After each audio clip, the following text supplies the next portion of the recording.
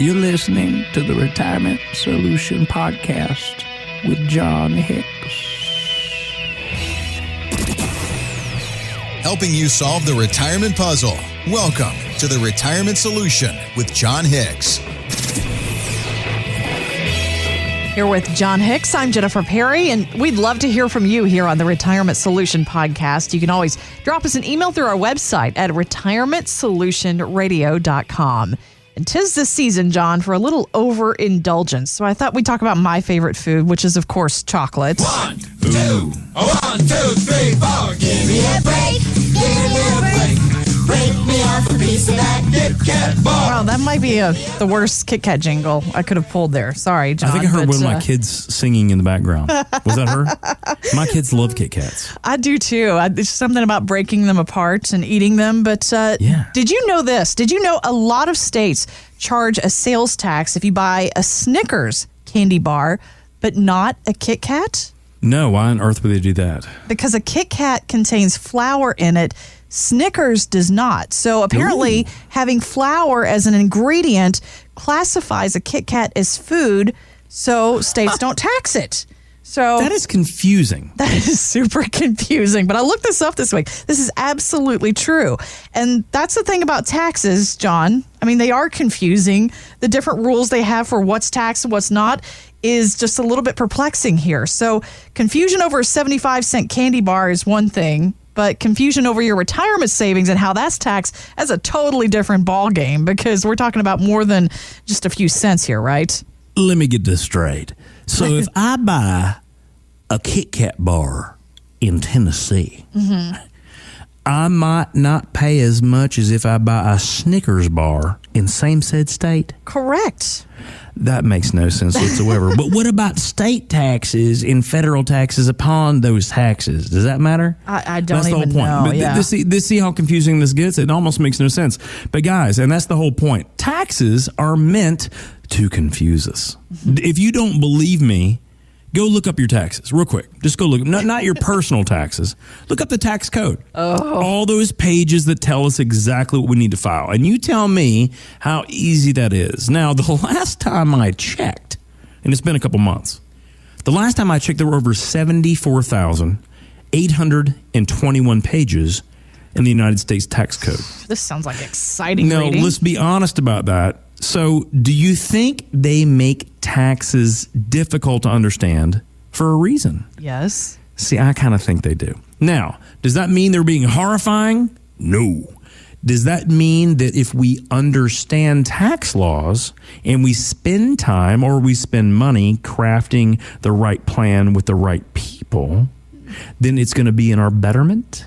Probably Yes. so. And here's what that means. Guys, if you don't understand the tax code, believe me, you're in good company. Most people do not understand the tax code. But this is a very simple example. Jennifer, I love this example.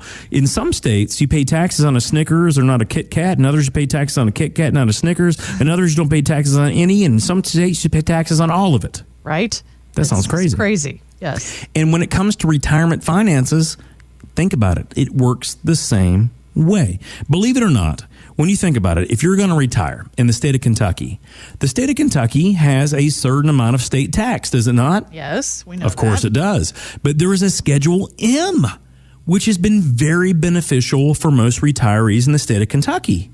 Now, the problem is that the state of Kentucky is not very solvent. As a matter of fact, there were a couple weeks ago when we talked about UK was at the top of the charts when it came to basketball. Right. But unfortunately, the state of Kentucky, the Commonwealth of Kentucky, was number one when it came to not being able to pay our bills very well. Right. Now, when it comes down to that, here's why that matters. Schedule M, when we're retired, it gives us over $30,000 of retirement benefits before we have to pay state taxes, which is really, really good. And depending on where the income comes from, depending on how we file our taxes, is what dictates what that amount is. Now, here's the point. But what if you wanted to move to Florida? What if you wanted to move to Tennessee to be closer to the grandkids? What if you wanted to move to Texas? What if you wanted to move to other places? Amazingly enough, that changes your taxes completely. You could, believe it or not, completely remove all state taxes from that situation. That's big. That sounds kind of good. Yeah.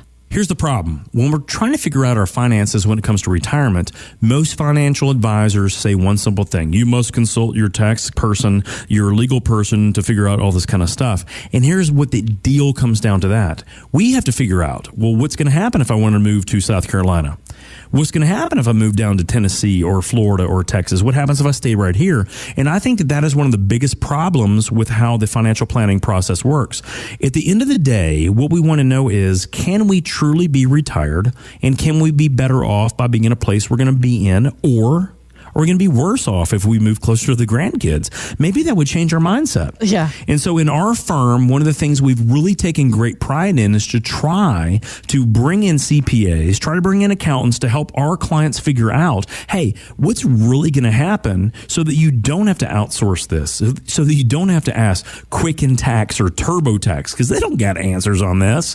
Hey, should I move to the next state so that I can see my grandkids? Is it going to be better or worse off for me? So when it comes down to it, taxes are unbelievably complicated, but most financial advisors, they leave that to you. Right. They make you and your CPA figure that out, if it's even a CPA, your bookkeeper, the guy at H&R Block, the guy at wherever they are. They make you guys figure it out. I don't think that's right. When it comes to figuring out how you want to retire, we really want to try to create a plan for that so that it doesn't bite us in the tush.